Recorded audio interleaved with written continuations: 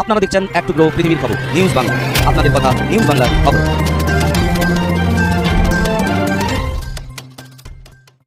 আজ উড়িষ্যা রাজ্যে ভারতের রাষ্ট্রপতি মাননীয়া দ্রৌপদী মুর্মু মহাশয়া এবং রেলমন্ত্রী অশ্বিনী বৈষ্ণবের